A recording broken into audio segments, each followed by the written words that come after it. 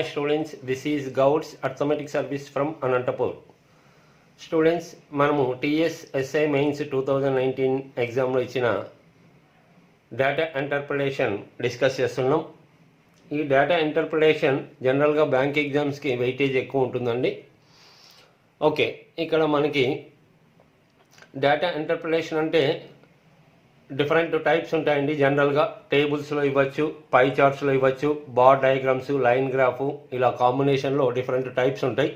ఏది ఏమైనా అందులో ఉన్న క్వశ్చన్స్ జనరల్గా యావరేజ్ మీద, రేషియోస్ మీద, పర్సంటేజ్ మీద జనరల్గా ఎక్కువ కాన్సన్ట్రేట్ చేస్తుంటారండి. ఓకే, అందులో భాగంగా యావరేజ్ గురించి ఒక బేసిక్ మోడల్ని ఇక్కడ మనకి టేబుల్ పట్టికలో ఇచ్చాడండి.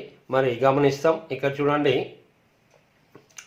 ఒక తరగతిలోని 20 మంది గణిత శాస్త్రంలో వచ్చిన మార్కులు పై పట్టికలో ఇచ్చారు. ఈ 20 మంది విద్యార్థుల సగటు మార్కులు. ఓకే, మీరు మరి టేబుల్ గమనిస్తే మార్క్స్, తర్వాత నంబర్ ఆఫ్ స్టూడెంట్స్. మార్క్స్ ఇలా ఇచ్చాడండి హారిజెంటల్గా, తర్వాత నంబర్ ఆఫ్ స్టూడెంట్స్.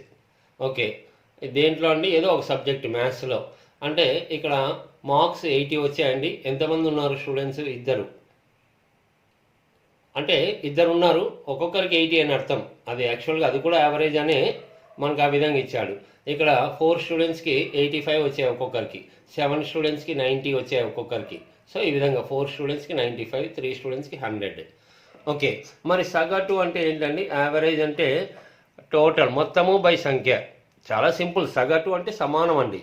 అక్కడ ఉన్న మొత్తం మార్కుల్ని సమానంగా పంచాలి. కాబట్టి యావరేజ్ అంటే టోటల్ బై నంబర్. రాసుల మొత్తము బై రాసుల సంఖ్య అంటాం కదా. చాలా సింపుల్గా మనము టోటల్ బై నంబర్ చేస్తే అది ఈక్వల్ పార్ట్గా డివైడ్ చేస్తుంది. ఓకే, మరి మొత్తం అంటే ఈ మొత్తం ఇక్కడే నోట్ చేసి పెట్టుకోండి. ఇక్కడ 2 స్టూడెంట్స్ ఉన్నారు, ఒక్కొక్కరికి 80, 2 × 80 160, 4 × 85. కాబట్టి అక్కడే నోట్ చేస్తాం.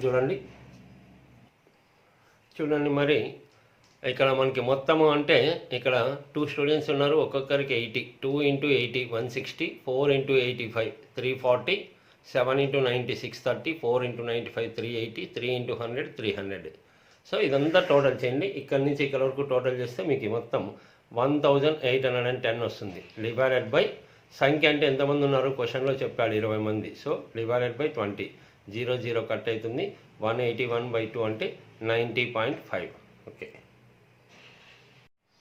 క్రింద ఇచ్చిన పట్టికలోని సమాచారంని చదివి ఈ క్రింది ప్రశ్నలకు జవాబులు ఇవ్వండి. ఓకే, దాంట్లో ఇన్ఫర్మేషన్ డైరెక్ట్ పట్టికని కాన్సన్ట్రేట్ చేయమన్నాడు. ఇక్కడ టేబుల్ చూడండి ఏమి ఇచ్చాడు. స్కూల్, ఇక్కడ స్కూల్ ఇచ్చాడండి. PQRS అనే 4 స్కూల్స్ ఉన్నాయి.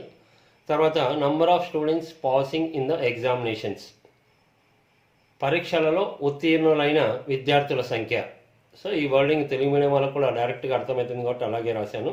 ఓకే, మరి ఇక్కడ ఎవరండి వీళ్ళు? ఇక్కడ పాస్ అయిన విద్యార్థులు స్కూల్ Pలో 360, స్కూల్ Qలో 520 అలా ఉన్నారు. తర్వాత pass percentage of students. So చూడండి ఇక్కడ మనకి పాస్ పర్సంటేజ్ ఆఫ్ స్టూడెంట్స్, ఉత్తీర్ణులైన విద్యార్థుల శాతము. సో ఇవన్నీ శాతాలండి. మీరు శాతాలు ఐడెంటిఫై చేయకుండా వర్డింగ్లో ఇచ్చింటాడు. అంటే ఇది 20%, ఇది 80%, ఆ విధంగా. ఓకే, సరే. ఇప్పుడు క్వశ్చన్ ఏమడుగుతున్నాడు చూడండి. పరీక్షలు వ్రాసిన మొత్తం విద్యార్థుల సంఖ్య. The total number of students appeared in the examinations is. Okay, so ఇది పర్సంటేజ్ మోడల్ అండి. మొదట స్కూల్ P గురించి రాసినట్టయితే మనకి స్కూల్ P గురించి ఇన్ఫర్మేషన్ ఏమి ఇచ్చాడు? 360 ఉన్నారంట. ఎవరు? ఎగ్జామ్ పాస్ అయిన వాళ్ళు. మరి పాస్ అయిన పర్సంటేజ్ ఎంతండి? 20%. సో దీన్ని బేస్ చేసి మనం క్వశ్చన్ కనెక్ట్ అవుతుంది. చూడండి, మరి స్కూల్ Pలో 20% పాస్ అయినారు. పాస్ అయిన స్టూడెంట్స్ 360. మరి మనకు అడుగుతుండేది మొత్తం విద్యార్థులు టోటల్ అంటే 100% ఎంత? సో ఇది క్యాలిక్యులేట్ చేస్తే మీకు 1800 వస్తుంది. 360/20 × 100, లేదా డైరెక్ట్ × 5. ఓకే, తర్వాత ఇంకా సేమ్ అదే ప్రాసెస్ అన్ని స్కూల్స్కి అనుకుంటామండి. స్కూల్ Q పాస్ అయినది 80%, పాస్ అయిన విద్యార్థులు 520. 80% 520 అయితే 100% ఎంత? ఇది వర్కౌట్ చేసుకోండి, 650 వస్తుంది. అదేవిధంగా స్కూల్ R పాస్ అయినది 90%, పాస్ అయిన విద్యార్థులు 540. 90% 540 అయితే టోటల్ 100% ఎంత? 600 వస్తుంది. మరి స్కూల్ ఎస్ పాస్ అయిన 70%, పాస్ అయిన స్టూడెంట్స్ 420. 70% 420 అంటే 100% ఎంత 600. సో ఇది టోటల్ నెంబర్ ఆఫ్ స్టూడెంట్స్ అండి. స్కూల్ పిలో 1800, స్కూల్ క్యూలో 650, స్కూల్ ఆర్లో 600, స్కూల్ ఎస్లో 600. ఇవన్నీ యాడ్ చేస్తే మీకు 3650 వస్తుందండి టోటల్. స్కూళ్ళు క్యూ, ఆర్ మరియు ఎస్ నుండి పరీక్షల్లో ఉత్తీర్ణులు కాని మొత్తం విద్యార్థుల సంఖ్య. The total number of students who failed in the examination from the schools Q, R and S is. Okay students, ఇక్కడ మనకి క్యూ, ఆర్, ఎస్ నుండి పరీక్షలలో ఉత్తీర్ణులు కాని అంటే పాస్ కాని అంటే ఫెయిల్డ్ స్టూడెంట్స్ అడుగుతున్నాడు. ఓకే, అన్ని స్కూల్స్ అడగడం లేదు, క్యూ, ఆర్, ఎస్. సరే, మరి జనరల్గా చూడండి, స్కూల్ పి గురించి అడిగితే మనం ఫెయిల్ అయిన వాళ్ళు అంటే ఏం రాస్తాము? పాస్ అయిన వాళ్ళు 20%, పాస్ అయిన స్టూడెంట్స్ 360. ఒకవేళ ఫెయిల్ అడిగితే అర్థం ఏంటండి? 20% పాస్ అంటే ఇంకా టోటల్ 100 ఉంటారు, 100లో 20 పోతే 80% ఎంత, ఇలా కనుక్కుంటాం. కాకపోతే స్కూల్ పి గురించి అక్కడ అడగలేదు కాబట్టి మిగతా స్కూల్స్ క్యాలిక్యులేట్ చేస్తాం. క్యూ గురించి చూడండి, 80% పాస్, మరి పర్సంటేజ్లో 80% అండి. మరి పాస్ అయిన స్టూడెంట్స్ 520. ఫెయిల్ అయిన వాళ్ళు అంటే 100లో 80 పోతే 20% ఫెయిల్ అయిన వాళ్ళు. సో ఇది క్యాలిక్యులేట్ చేస్తే మీకు 130 వస్తుంది. 520/80 × 20 లేదా /4. ఓకే, స్కూల్ ఆర్లో 90% పాసు, ఇక్కడ పాస్ అయిన వాళ్ళు 540. 90% = 540. ఇంకా ఫెయిల్ అంటే 100లో 90 పోతే 10% ఎంత? సో ఇది 60 వస్తుందండి. డైరెక్ట్ /9 లేదా ×6 గమనించి చెప్పచ్చు. స్కూల్ ఎస్లో 70% పాస్ అయిన స్టూడెంట్స్ 420.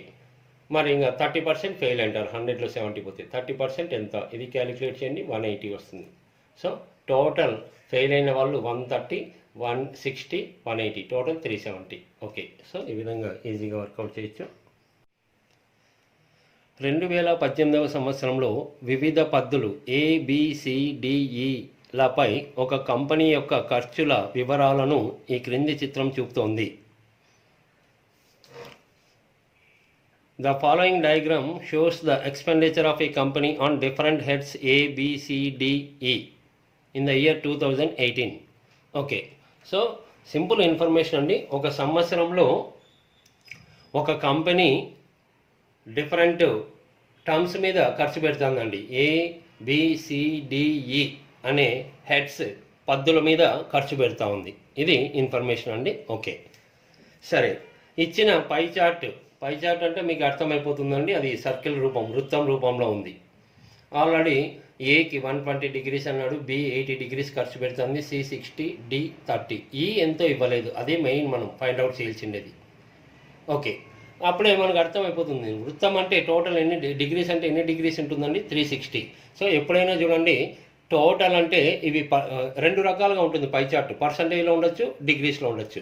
సపోజ్ ఇవన్నీ పర్సంటేజ్లో ఉంటే టోటల్ డెఫినెట్గా 100%కి ఉండాలి. చూడండి, టోటల్ అయితే 100%కి ఉండాలి. ఇక్కడ పర్సంటేజ్లో లేదు, కానీ ఇది బేసిక్ పాయింట్ అండి. మరి టోటల్ డిగ్రీస్లో అయితే 360 ఉండాలి. సో ఇది ఎవరికైనా అర్థమైపోతుందండి. వృత్తం అంటేనే అది 360 degrees టోటల్ చూపిస్తుంది. మరి ఈ ఎంత అంటే ఇవన్నీ యాడ్ చేయండి. ఇవన్నీ యాడ్ చేస్తే మీకు 290 వస్తుంది. టోటల్ 360లో ఇవన్నీ యాడ్ చేస్తే 290 తీసేస్తే ఈ 70 అని డైరెక్ట్గా చెప్పచ్చు, లేదంటే డీటెయిల్గా రాసా. ఇక్కడ మొత్తం ఈ 5 టర్మ్స్కి టోటల్ అంటే ఆ పై చార్ట్ మొత్తం వృత్తం 360 degrees ఉంటుంది. మరి ఏ 120, బి 80, సి 60, డి 30, ఈ ఎంతో తెలియదు. మరి ఇవన్నీ యాడ్ చేస్తే 290 ప్లస్ ఈ = 360. ఈ కావాలంటే 290 అటువైపోతే 70. ఓకే, సో ఇప్పుడు అక్కడ 70 ఫిల్ చేయండి. ఇంకా క్వశ్చన్స్ ఏ విధంగా అడిగినా ఈజీగా చెప్పచ్చు. పద్దు ఏపై ఖర్చు చేసిన మొత్తము పద్దు సిపై ఖర్చు చేసిన మొత్తం కన్నా 90,000 రూపాయలు ఎక్కువైతే పద్దు ఈపై చేసిన ఖర్చు రూపాయల్లో. If the amount spend on head A is 90,000 more than the amount spent on C, then the amount spent on E in rupees is. Okay students, ఇక్కడ మీరు గమనించాలి, క్వశ్చను ఏ టర్మ్స్ మీద చెప్తున్నాడండి? ఏకి సికి పోలుస్తున్నాడు, అడుగుతున్నది ఈకి అడుగుతున్నాడు. సో క్వశ్చన్ చదివితే ఏమర్థమైంది? ఏకి పెట్టిన ఖర్చు సి కన్నా ఎక్కువ ఉందంట. సో ఫస్ట్ డిగ్రీస్లో చూసుకుందాం. సో ఏకున్న డిగ్రీస్ సి కన్నా ఎంత ఎక్కువ? సో ఇది 120, 60 డిగ్రీస్ ఎక్కువ ఉందండి. అది ఆ రెండింటి మధ్య భేదం అంటాం. సో ఇక్కడ చూడండి, ఏ మైనస్ సి 60 డిగ్రీస్. ఎప్పుడు ఎక్కువ తక్కువ అంటే భేదం మైనస్ రాస్తుంటాం, ఇది జనరల్ టర్ము. ఓకే, సో ఏకి సికి డిఫరెన్స్ 60 డిగ్రీస్ అండి. ఎందుకు ఇలా రాస్తున్నామంటే క్వశ్చన్లో ఆ విధంగా చెప్పాడు. ఏ సి కన్నా ఎక్కువ ఉంది కాబట్టి అది డిగ్రీస్లో చూసుకోవాలి. 60 డిగ్రీస్ ఎక్కువ ఉంది. మరి రూపాయల్లో ఎంత ఎక్కువ ఉందండి? 90,000 రూపీస్ ఎక్కువ ఉంది. ఓకే, ఇది బేస్. మనకు అడుగుతున్నది ఈకి ఎంత ఖర్చు చేశాడు. సో ఈకి ఎంత ఉందండి? ఇది ఆల్రెడీ డిగ్రీస్ లేవు, మనం సెట్ చేసుకున్నాం 70 డిగ్రీస్. సో 70 డిగ్రీస్ ఎంత? మరి 60 డిగ్రీస్ 90,000 అయితే 70 డిగ్రీస్ ఎంత? 90,000 బై 60 ఇంటూ 70 చేస్తే మీకు 105,000 వస్తుందండి. ఓకే, పద్దు బిపై చేసిన ఖర్చు 1,96,000 రూపీస్ అయితే పద్దులు ఏ మరియు ఈలు రెండింటిపై కలిపి చేసిన మొత్తం ఖర్చు రూపాయలలో. If the amount spent on B is rupees 1,96,000, then the amount spent on A and E together in rupees is. Okay students, మరి మనకి ఇచ్చిన ఇన్ఫర్మేషన్ బి గురించి, బికి ఇంత ఖర్చు చేశాడంట కాబట్టి బి యొక్క డిగ్రీస్ ఎంత అండి? 80 డిగ్రీస్లో 80, రూపీస్లో అయితే 1,96,000. ఓకే, మరి అడుగుతుండేది ఏ మరియు ఈ రెండింటికి కలిపి చేసిన మొత్తం ఖర్చు కాబట్టి ఏ ప్లస్ ఈ ఎన్ని డిగ్రీస్ చూసుకోండి. ఏ 120, ఈ 170. సో రెండు ఏ ప్లస్ ఈ అంటే 190 డిగ్రీస్ కనుక్కోవాలి. సో 80 డిగ్రీస్ ఎంత అయితే 190 డిగ్రీస్ ఎంత? సో 1,96,000 బై 80 ఇంటూ 190 క్యాలిక్యులేట్ చేసుకోండి. 4,65,500 వస్తుంది. సో ఈ విధంగా వర్కౌట్ చేయొచ్చు.